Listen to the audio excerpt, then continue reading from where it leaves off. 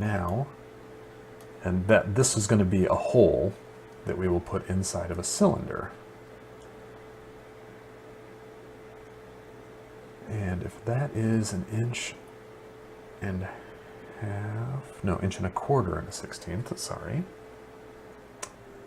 then we will want this guy to be 1 inch. Oop, come on. Let's just make him 1.75 inches.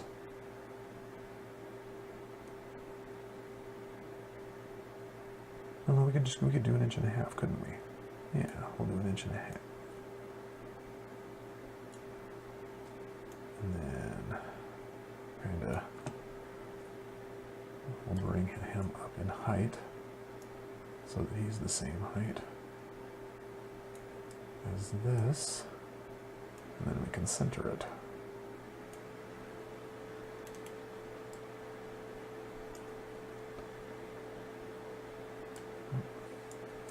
Let's go down one so we can...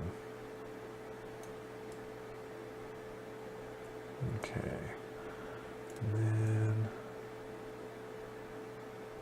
Oh, it looks like we're going to have to do a trick I learned, which is if we move it down to be a little more sensitive, we have a little more control over how much this moves in a single step.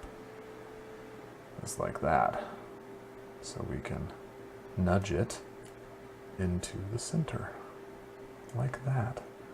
And then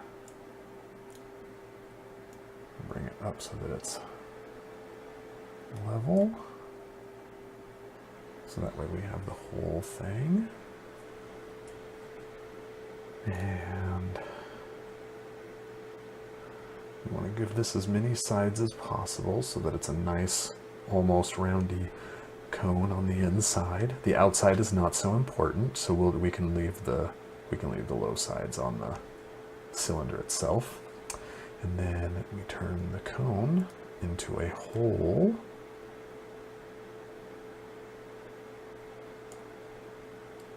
And that should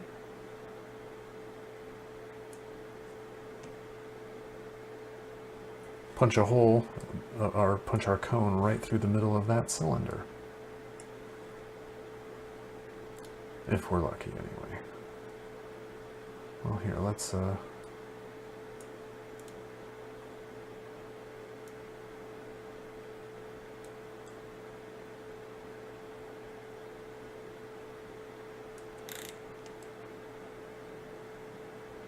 it doesn't seem to argue quite so much about that, but that throws us off. So,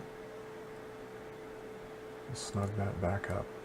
And then we will just hope for the best, because that kind of weirdness there, usually that just hollow, you know, that just makes the orange disappear, but I think because it's flush, it's not happy about it. So we have our cone, and with this, I'll print this out, and we'll see if it's a good firm hold for the plant, for the Piranha plant itself, and yeah, we'll see what happens. So let me save this up, and then off we go to the 3D printer.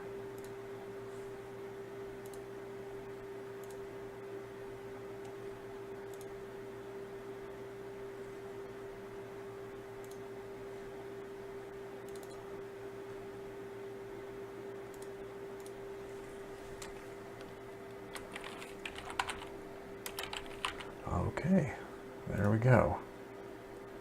Now let's see what we get. All right, so here we go, and it looks like I didn't have anything to worry about. The cone looks good inside the cylinder, and you can see here that how I kicked up the sides, and then on the outside there's not as many, and that's just fine. So let us cut this thing into layers.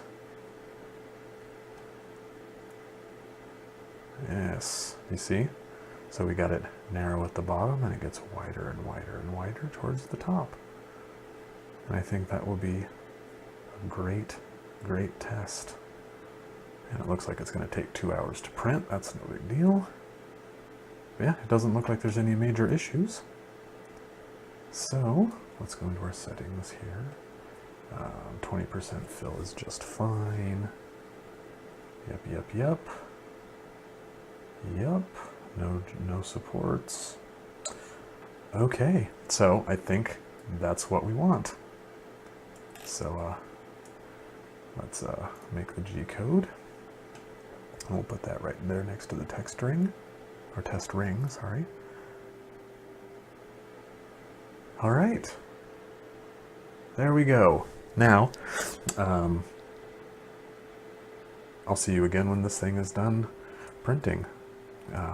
And of course I'll take some pictures along the way in case anything interesting happens. So yeah. So overall, the print went really well. I had no expectations for it in any kind of cosmetic way. This was just a test for me to make sure that I get part of the overall device right. So so you can see here that it's not exactly perfect. You know, there's a little bit of error, but that's just fine. I did take a few pictures anyway, this being one of them, namely to show the infill. So this was the 20% infill, and it basically, you know, the higher degree of infill, basically just that grid gets tighter and tighter and tighter and tighter. So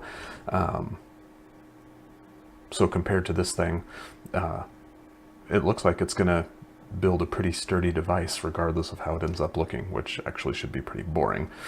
And actually you can see here, there's, you know, imperfections in it, but like I said, not a big deal because this is just a test, so I'm not too worried about it being cosmetic. And even on the final product, this will never be visible to people, so it doesn't even need to look good then. But you can see where the hole was small at the bottom and where it's gotten wide here. This is, I don't know, maybe 20 minutes away from being finished. So this is the finished product. It turned out exactly the way that it was supposed to, all things considered. And so here you can see how it's, you know, a good shot downwards at the cone where it's narrow at the bottom and wider at the top. I kind of figured it would be, but I am really glad that I chose to do the cone upside down. It made it very easy for the machine, the 3D printer, to just do its thing without any real complications. So that's it. I mean, it's, you know, it's not a really complex device. So let's go see if this one works. Okay, so the cone has finished printing, and it printed well. In fact, it printed crazy well. I mean, this thing is a brick. I only gave it 20% infill, but this thing is so solid. I'm kind of beside myself. So it'll definitely be strong enough when it's holding the Piranha Plant bouquet full time.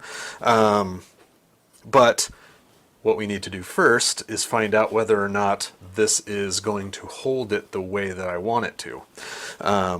So what I'll be checking for is just to make sure that this bottom diameter isn't too big or too small, to make sure that this top diameter, and actually here, I'll show you here. So this is the top diameter and this is the bottom diameter. I want to make sure that both of those are neither too small nor too big.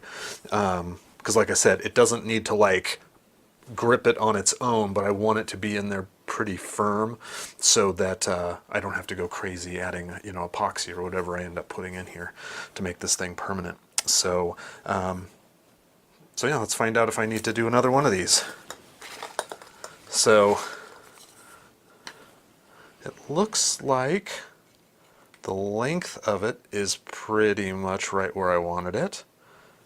I might shave that down a little bit just so that it actually comes, you know, like more like at the base instead of at the where they start to branch off, like so. Yeah, maybe like a 1/4 of an inch for the final.